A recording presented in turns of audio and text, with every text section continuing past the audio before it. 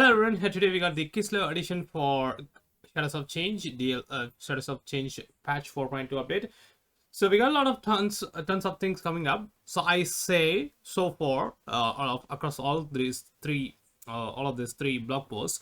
So Kislev will be the best one. So if you go through this one here, so I have read through this stuff over and over again. So they're not going to introduce what's the one the hag witches. It's not going to happen. Sorry, it's not the hag witches. What's the other one? So hag witches lord, right? The hag lords, yeah.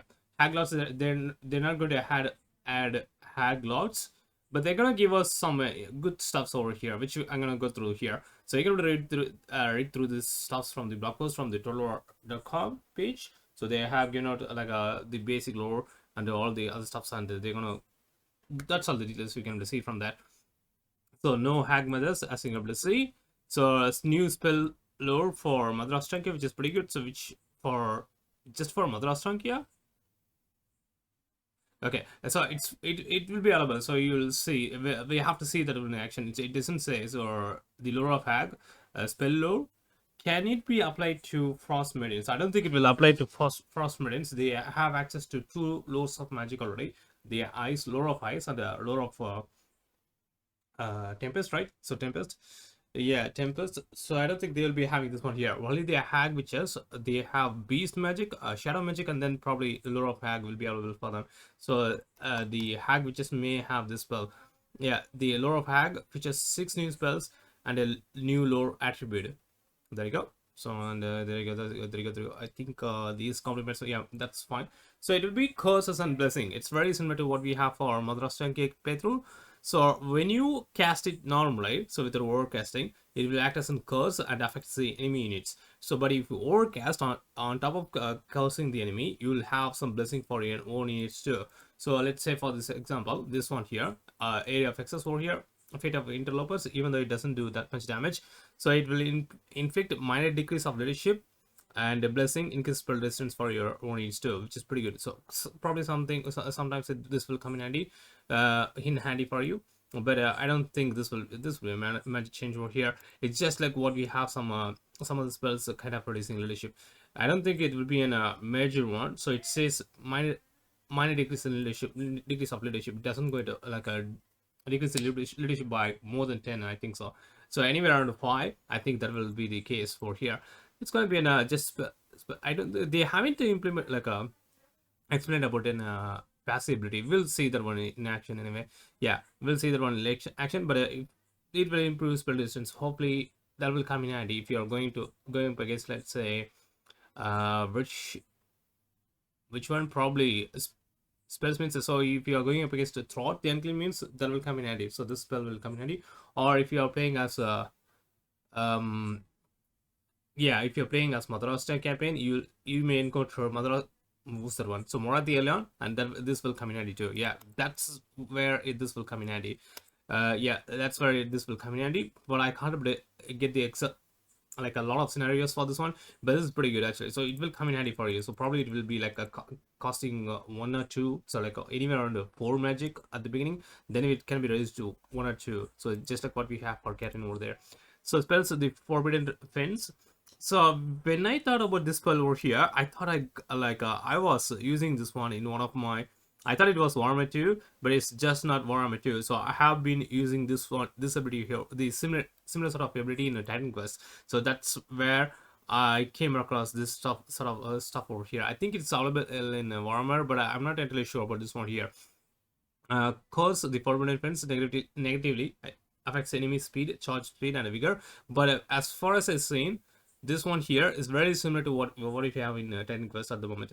Who knows? I may be forgetting things from Warhammer 2. But as soon as I saw this one here, the animation over here, so that's what I felt. So and the blessing, if you overcast it, so positively affects allied speed, charge speed, vigor, whilst granting strider and unstoppable, which is pretty good. So that will come in handy. But it will be an area of effect one, right? Yeah. So there you go. So it will be an area of effect. I'm not sure how charge speed is fine. If you have to cast it before you charge into an enemy line, so just cast it on top of the enemy line and then charge with units that will come in handy. So that's where your charge speed will increase, and also vigor will be there, granting strider attribute. So there you go. So that will come in handy. So that will push through the like you can able to push through the enemy lines with much ease with this ability. So always pop this one. As far as as far as the information which we are getting from this blog post over here, you have to cast it before engaging the enemy. Just cast it before that. So there's a similar ability with Tempest Magic that's very similar to this one here, but this one provides a vigor and extra charge speed too, so that's fine, which is fine. So and also we are getting strider attribute and unspottable. Sorry, unspottable. It's not unstoppable, unspottable. And then we have this curse which blew now the damage dealing spells coming in. So breath attack damage units in his path and applies it for poison contact effect, which is pretty good. So look at the animation over here. This is pretty good actually. It's in breath attack actually. And then damage units in its path applies a contact effect to friendly units, which heals them. This is pretty good. So this is very good. So you don't have anything to heal your units at the moment, apart from a pure ability. But if you're going to use spells while you're in melee, this will come in handy too. So this will heal them and also boost their vigor and making them immune to enemy contact effects. So that's pretty good. So if you're fighting a, let's say, Skaven, the enemy contact effects will disappear by using this spell. And also you can deal your damage with this spell for the enemy, and also you can heal, and all those things will come in handy for you anyway. So if you're engaging in melee, this is very melee focused one. So yeah, mostly melee focused on here because of the ancient witch negatively affects enemy missile block chance armor and will spread to nearby enemies within the spell's spread range. So there's a spread range for this spell. I'm not sure. So I'm very curious about this one here. So imbues magical attacks, positive enhances armor piercing missile damage, base missile damage, and reload skill, which is pretty good actually. Yeah, we have similar stuff for with the Lord of Tempest.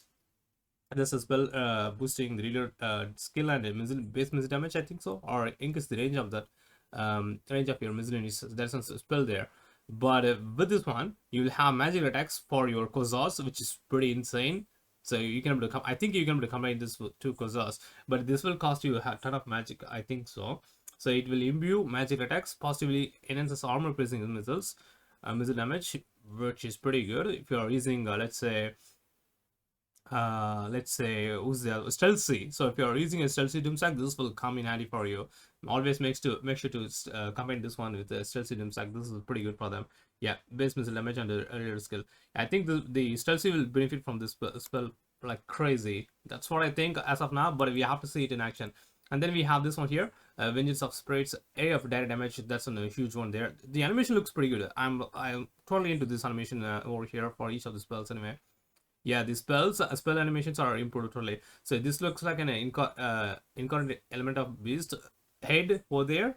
Damage enemies within the radius and applies the silence attribute, which stops affected enemies from being able to use abilities or cast spells. So if you are gonna engage like a regiment of non-units, so sometimes you'll be able to come across them, the enemy units with or like with abilities or spellcasters. You're able to cast this and they will dish out a lot of damage, and they will be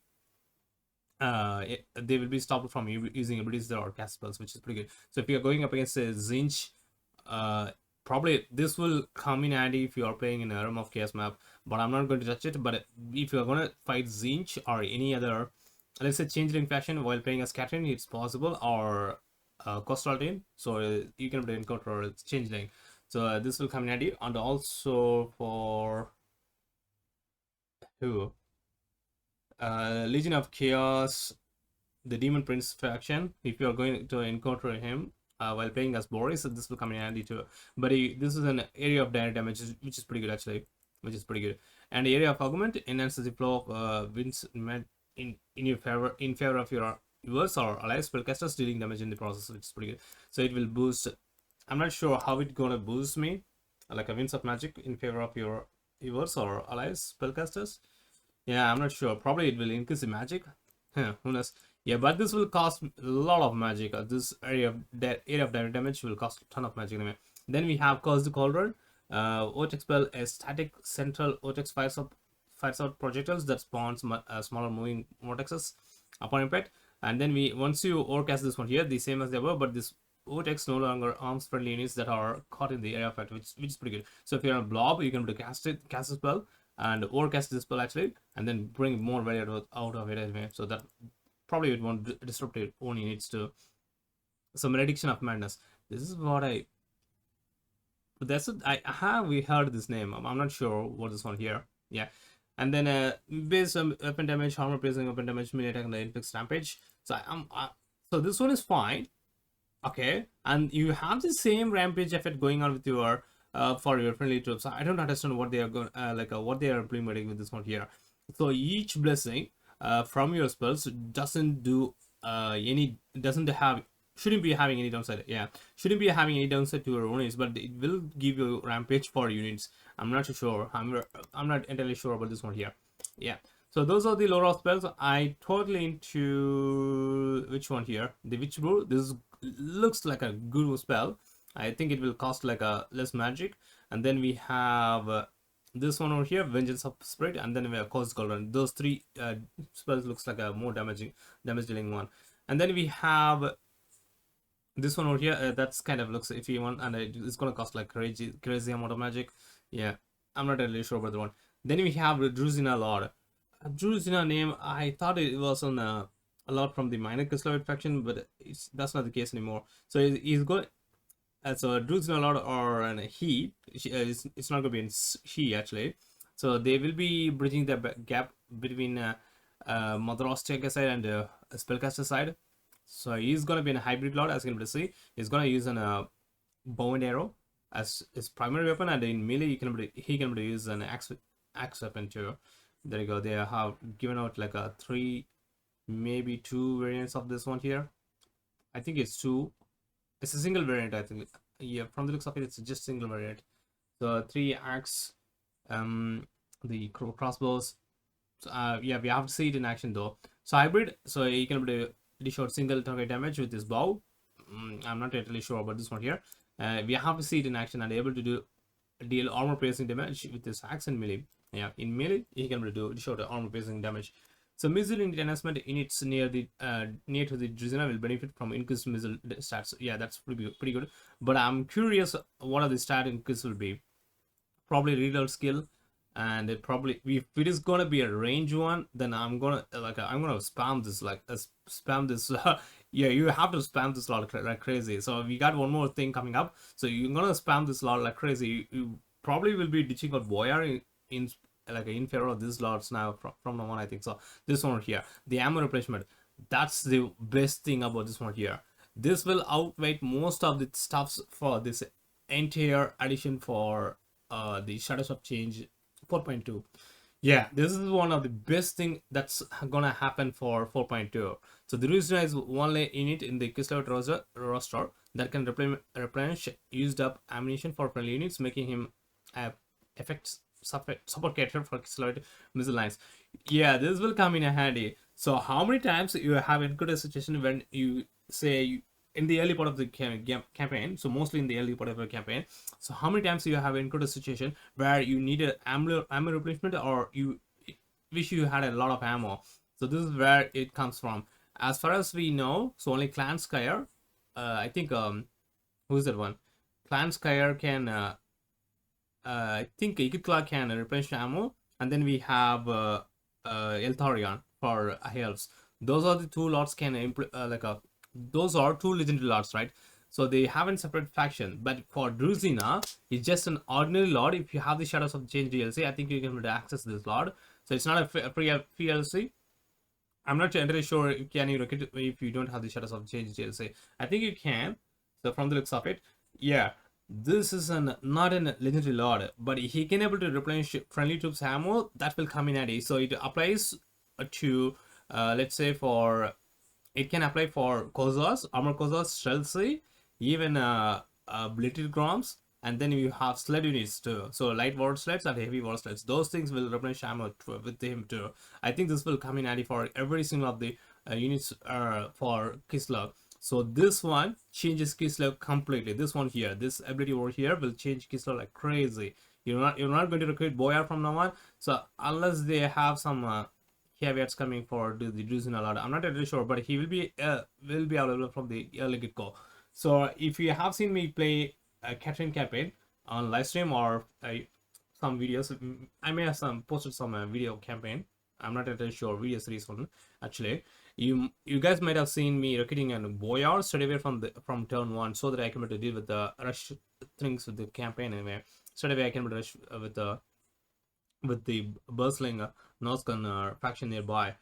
So now I can, if he was able to, if we can able to recruit him from the get go, I will recruit this dude over here instead of let's say instead of that boyar from turn one. So hopefully he will be available from turn one. So that way you can able to replenish ammo like crazy. So let's say if you're gonna fight in Fort Jakova, that's a new major settlement, right? So for the Southern Oblast, so Southern Oblast territory. So that's an during the previous patches, you don't need to encounter you won't be fighting that major settlement siege. It's a major settlement siege now, and they have increased the garrison in it, and there will be another small army sitting inside Fort Jokawa settlement. So I have tried that battle like crazy when I did it last stream after a while and played Catherine campaign. That's where my first hindrance came in. So it was like a turn 3 or turn 4. That's a huge deal there. If I had this dude over here at the time, so now it will be much more easy to hit Fort Jakova straight away from the get go. You don't need like a ton of, you don't need extra 4 or 3 cruisers to deal with the Fort Jakova. You can be you can able to straight away go for Fort Jakova instead of waiting a single turn to recruit like a few more cruisers to go for that. Actually, that's what I did on my on my last try with Catherine. So while playing with her, I wasted a turn to recruit few more causes to deal with Fojakawa situation, but that will change with this dude over here. I think so. So that's my own thought though. Let me know in the comments below. Is that the right approach for this dude anyway? So for the campaign. So that's how I played. So I wasted a turn in the early part of the campaign so that I can able to push faster. Yeah. Then we have this one here, the Golden Knight Nariska. I think Nariska. I'm not entirely sure about this pronunciation over here. Lesa over there, legendary hero. She looks insane, and she will be on par with what we have for Katane legendary hero. I think so. But the Katane legendary hero will be pretty good. So since he is going to be acting as a bone giant unit, but she will be an she will be in a melee type unit over here. So which is pretty good anyway. So bodyguard, the golden protector are using our defensive abilities. Same thing with that one there. So we are on for the Lord type, which we are for the Zinchian one. So starts to increase the durability of nearby friendly lords and low heroes. Okay, so now talk about her. So she will shine in, let's say, an hero doom stack. So you guys probably might have seen me go with an Frostmade doom stack once upon a time. It's so far away. I don't know when I did that one actually. So you guys have seen me use a Frostmade doom stack. If you're gonna go for the doom stack means she will be the key. Yeah, look at this one here. Defensive abilities and stats to increase the durability of nearby friendly lords and heroes. So she will increase the durability of your nearby friendly lords and heroes. I'm not sure entirely what that means, but we have to see the skill tree for her. And then we have this one here. Inspiration. The more damage sustained by the Golden Knight, you can heal her with probably with Patriarch. I'm pretty sure about that. The more determined surrounding friendly units become to fight on. Okay. So now if you keep getting damaged, so if you're getting damaged for the Golden Knight, so the more determined surrounding friendly units become to fight on. So let's say the Doomstack, which the Frostmade Doomstack, which I came up with Catherine, was insanely strong.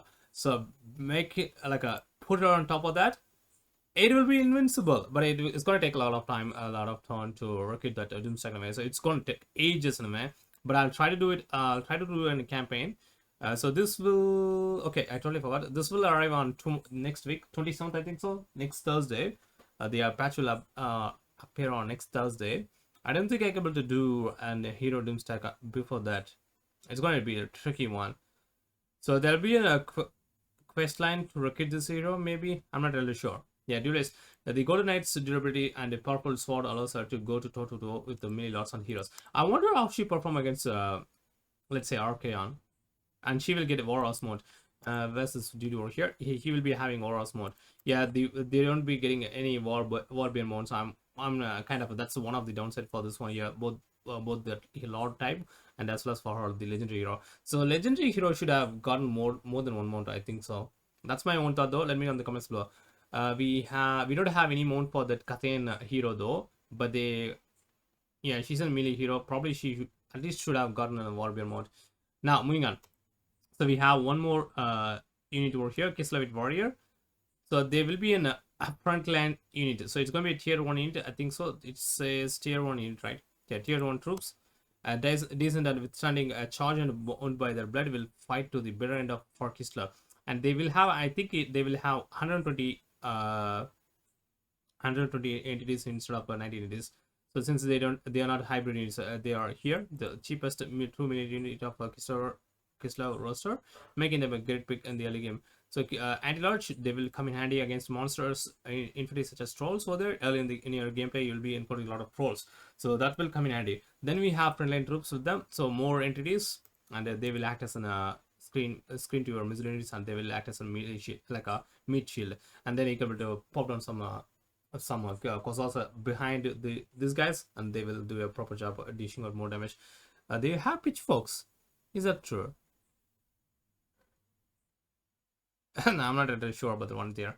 Yeah, this is pretty good. The descents are pretty good actually. Yeah, I'm pretty sure the descents are pretty good. So I'm not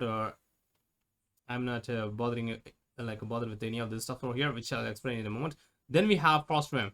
So I was surprised when I saw this name over here, but they have changed the Frostwim for Noskans into Chaos Frost Dragon for Noskans, and then we have a Frostwim. They are calling it as a Kislev's true Frostworm. I'm not sure why.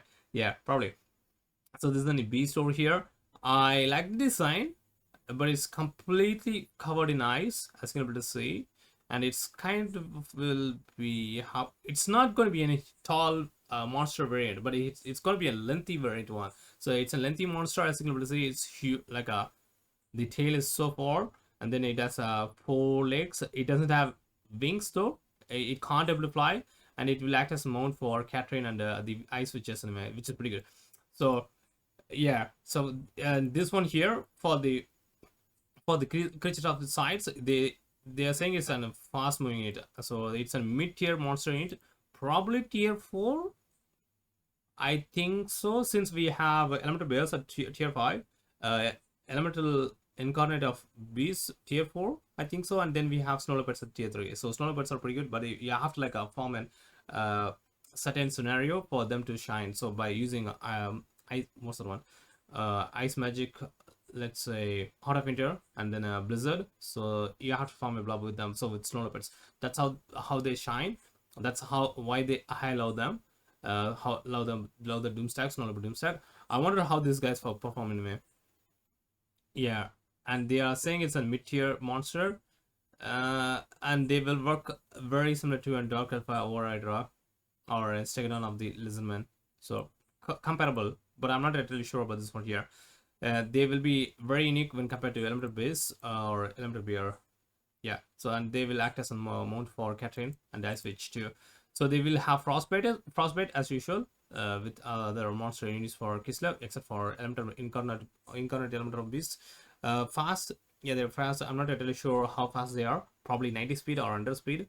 90, no, I don't think they will give this one a 90 speed. So if they're gonna give it as a 90 speed, means you're gonna be able to literally go through every single of the enemy infantry lines anyway. So whatever enemy infantry line is, this one is a long monster. Keep that one in mind. If it has a 90 speed, the charge bonus will push through.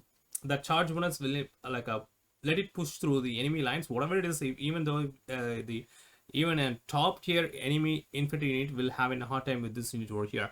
It will plow through the enemy lines and then dish out a lot of damage if they're gonna give out a 90 speed. Probably it will be anywhere around 70 speed.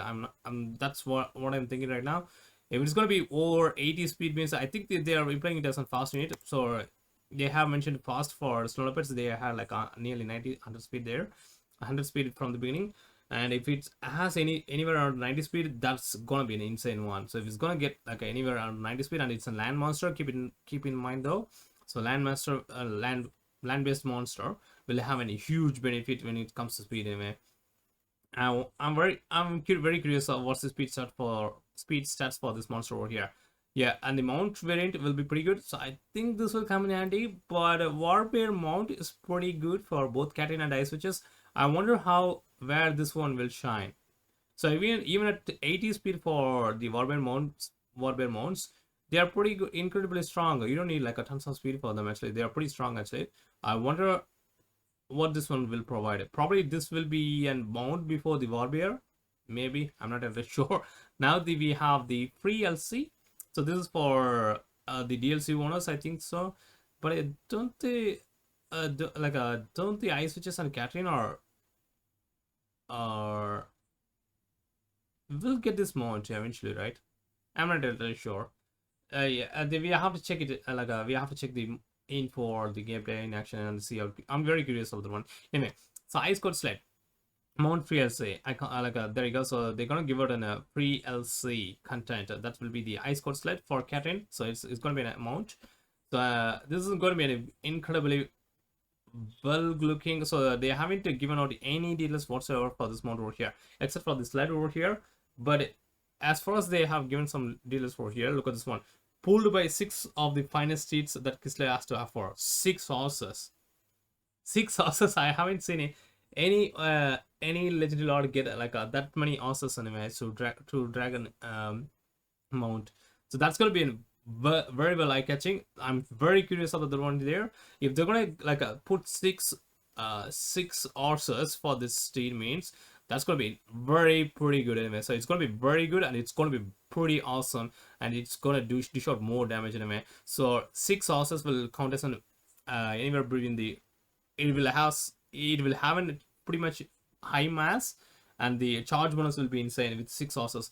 The Ice Code Sled is the quickest way for Cat to move on the battlefield. Probably it will offer around over 100 speed, like the wind. So it's gonna be more than 100 speed for Catherine. So put in a banner of swiftness on top of this one here. You'll easily get 120 speed, and then it will push through every single of the infantry units. As you're able to see, indomitable. The momentum of the sled allows it to push through enemy infantry lines with easy, making it an effective unit for disrupting and confusing enemy formation. So with more speed, so this will make her into a proper one woman's doom stack. Yeah, this will make her proper one woman's doom stack. So you got like a couple of items for healing Catherine anyway. You don't need a defeat time from Isabella. So there's a couple of items for Kislev. Probably that will come in handy. And this is pretty good. And then you on top of it, you'll have Ice Guard crew. 2 members of the Ice Guard fire their bows from the sled, allowing it to also be used as a missile turret in a pinch. That's pretty insane anyway. This is going to change the game entirely. Yeah, this addition here is very much the best as far as I can say anyway. So as far as I played Kislev, you guys have seen me playing Kislev over and over again, right? So if you have checked the channel for some time now, I've been using nowadays only I have stopped playing Kislev, but I'm doing some campaigns offline, so without doing proper videos. As far as I played Kislev, this will change Kislev, and you will be well equipped to deal with whatever's coming from the get-go for whatever faction you are playing as actually. So the most thing you're playing with Kislev, starting as Kislev right now, is due to the fact that you are getting surrounded by a lot of enemies. So you are kind of surrounded by enemies, a lot of enemies, especially with the coastal situation over there. He's totally surrounded by enemies. And then with Catherine, even who is that one? Throg will be battling down you straight away instead of going for other enemies nearby. And Archaean will be down there too. So then you have the chaos dogs coming battling down on you. So and then you have on top of it, if you don't deal with the clan molder straight away throughout the unclaimed, so you will have a hard time going through the campaign. But of course, kind of a Brex in Valion, so clan molder, he keeps them in check at the list of the campaign. But you will have plenty of enemies. Now they are giving you a lot of things over here, and I'm pretty sure this is more powerful. So I can say with this thing over here which they're gonna give us, probably some of them are free LC. Yeah, this one unit is, I'm not really sure which one is free LC or not. Yeah, the free LC contents or not. Anyway, I'm not really sure. So mounts, I think you'll get it anyway. So since mounts are kind of a new one, you don't need the DLC probably. I'm not really sure about this one here, but you will get this mount, which is pretty good, which will be insane. So with this stuff over here, even this one alone can, this one here and all the Lord, what's that one? The Drusinal Lord over here will make the Kislev Kislev faction so good now. So if you have the DLC, if you haven't got the DLC, if you're a Kislev favorite if your faction is Kislev, just like me over here, I'm a huge Kislev fan. I'm a huge Kislev favorite player. You have to definitely get Shadows of Change. This content over here, just also keep in mind though, so these are just blog posts and they have given out some details only, so it's not an actual gameplay. Just wait for a few more days. Check your favorite content creators. Even myself over here, I have Shadows of Change already. I'll try to showcase it on a, I will play as Catherine straight away. You guys might have figured it out already. I'll be playing as Catherine straight away, and then I'll give out my own thoughts. Just wait for 1 or 2 days, then decide about purchasing Shadows of Change. But this is a great addition for Kislev over here. The Cathayan one and Zinchen one, I thought the Cathayan one was pretty good, but then we have this one here. I was hoping this one will happen. So if you have watched my second part 2 or part 1 video, I was expecting a huge boost for Kislev, and they I'm totally happy with this addition over here for Kislev. I don't care about Mother Astanka or the Lord of what's this one, Lord of Ag, but I'm totally happy for whatever they are offering for Kislev. The Druzina Lord over here, legendary hero. I'm very curious about her over here. She looks like a Cathayan hero with the armor things and all this stuff, but she looks pretty insane. The golden what's that one, Golden Knight, yeah, Golden Knight. She looks insane. She's gonna be very powerful. But the mount here was, it's fine, but they will have less speed, but it will be fine. So she will be fighting in turn to fighting alongside Lord or heroes, or going against, let's say, she can provide a lot of abilities for your troops anyway, which is pretty good. And then we have the frontline, cheap frontline units. This will change your tactics a bit, and it will offer a lot of variety of gameplay, and also this will help you negate the incoming barrage of enemies coming towards you, towards Kislev, that is. So if whatever campaign you're playing, this will come in handy, especially with for Boris campaign. I think this will come in handy, so you don't have any front lines while dealing with the Archaeon. So if you have this kind of front lines over here, even though they're gonna stay in the front, stay at the front for a couple of minutes, maybe, that couple of minutes will be viable, pretty vital actually, so that you can dish out tons of damage with your Kozars at least. So Kozars or armor Kozars, whatever it is. So this will be a key change. And also, where's that one? This is the game changer. Yeah, this one here is the game changer one. So you have seen Legendary Lords having this ability, but for the first time, they're gonna give it us give this one for a generic Lord. Yeah, that's pretty good. And then you have this one here, and then Frost Ram. Very curious about this one too. So you can go for a Doom stack. It's just a mid tier, probably tier 4. So every monster unit in a Kislev roster can be a Kislev roster can be used as a Doom stack.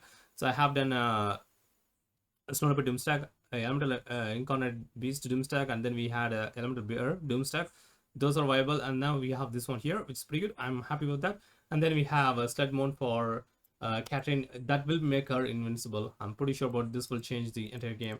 So she will have this one, and then the speed buff over here, and then she can able to push through enemy input lines like crazy. Will be coming handy. So she will be enforced to reckon with. So people have been complaining a lot for Catherine, but I think with this mount, she will be insane. She will be powerful, much more powerful. She can able to go in not on par with the other, let's say, melee focused lords, but she will come in handy. She does have access to spells, right?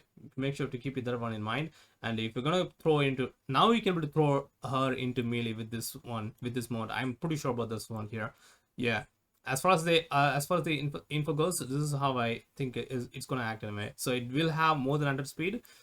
and then it will make her invincible. You can like push through the enemy lines, enemy infantry lines, which is pretty good. And then she can able to use an missile chariot too, so she can able to like shoot some arrows while she riding, and then you can able to spell cast on top of it. Now which will be pretty good anyway. I'm totally hyped for this one here. This totally blew my mind. I never expected this to be here. This much content for Kislev to be happening. I'm totally into this one here. Yeah, especially this. So Catherine is having access to like let's say war horse. Then we have war bear, and then we have Frostwind, and then we have on top of it was Ice Cold Sled mode. Yeah, so she does have access to 5 modes now. Moros, Warbear? No, 4 modes. 4 modes only. Yeah, 4 modes is pretty good actually. So that will make her pretty good. I'm totally happy for this one here, and I'm very curious about this one here. This one will be a mid-tier monster, probably tier 3 or tier 4 at best. I think so. Yeah. Yeah, let me know in the comments below what do you feel about this one here. I'm totally happy for this one. So especially the Kislev one, I was very hopeful for this kind of change to happen for Kislev, and they are bringing in the change. This is pretty good. So if you are a Zinchin fan, I'm totally sorry guys. The Zinchin one got the short straw this time around when compared to what we had for Mother Strangia. Zinch was changing, didn't have that much there too, but Yuan Bo got the most benefit from that the base DLC. Now we have a proper Kislev thing coming up for for the DLC. But if you are a Zinchian fan, I'm not entirely sure about this DLC here. It's not a DLC for you. You just need to wait for a few more days. So if you are totally into Changeling campaign, maybe you can able to go for him. And also there are some addition for Zinch too, but I'm not really like I cannot really say Zinchian edition is the like a kind of they should have given us more. So as far as I explained in the second video, which I posted today only, yeah, they should have added more for Zinch, and it's just a reskin. Some of them are reskin for Zinch. Yeah, the Catane one also was some reskins, but they have implemented some pretty good units and mounts too. But I don't think Zinch got a lot. Yeah, who need that mini lot anyway? So probably some of you guys might be like happy with that. But I'm totally happy for Kislev over here. The lore of Hag is like a lore of the Hag is pretty good too if you're into Mother Astrangia. I'm not totally into Mother Astrangia by the way, but I like playing with the just a regular Kislev faction, especially Catherine over here, and this addition over here is pretty good for Catherine. I'm gonna farm a Doomstack with my Frostmate instead of I have to like play like crazy with this update pops up so that I can be showcase her in proper way. Yeah, that's the end of this video over here. Hopefully you guys enjoy this one here. It's a large one, as I mentioned before on my second video, like the Zinchin edition one. So this will be a huge one. I was very hopeful this will be a huge one, and it turned out to be a good one. Okay, so now for the proper review for this one here. See, Shadows of Change. Whether you have to go for this one at the moment with the blog, with the mentions of with everyone they with everything they have mentioned in this blog post from the across all 3 blog posts. If you are into Kate faction, like Kate, if you're playing as Kate mostly, and then Kislev means just go for this DLC. If for Zinch, it's a very if you want, you have to decide for yourself. But if you are playing as Kate and Kislev as myself over here, so I have been playing some Kate campaigns too. So if you are totally into Kate and Kislev means just go and get this DLC. Not now, just wait for a proper price. If you get a proper discount means just go and get that one. And if you're playing if you're gonna into Zinch, if you're gonna play as only as Zinch yeah, sorry for that. Yeah, if you're gonna play as only as Zinch, it's just an if you want. You have to decide, make up your own mind there. But for Kate and Kislev, I highly support this part of this edition of our 4.2. Yeah, this is pretty good. This is a huge one. So they yeah, I don't have any words to explain this. I can like go on for like a more than an hour for this video, but I have to end this one here. Hopefully I can see you on the next week's live stream. So I'm totally happy for this one here. There you go. So the patch will come during Thursday, February 22. Will launch on next Thursday. So today is Friday, so we'll be having the patch by next week. I'm totally happy for Kislev mostly. then I can able to check on Cathay. But I have to like go for the Doomstack sort of way, the Frostmarine Doomstack. I have to create it once again and see how it works with that legendary golden what's that golden hero name? Nariska. I'm not entirely sure with the pronunciation over there. Nariska and Golden Knight. Yeah, Golden Knight. We'll see it in action. Yeah, take care everyone. Bye for now. Make sure to check the deadline and thumbnail for each videos of mine and the live streams of mine, since I cover different games on the channel. Yeah, take care. Bye for now.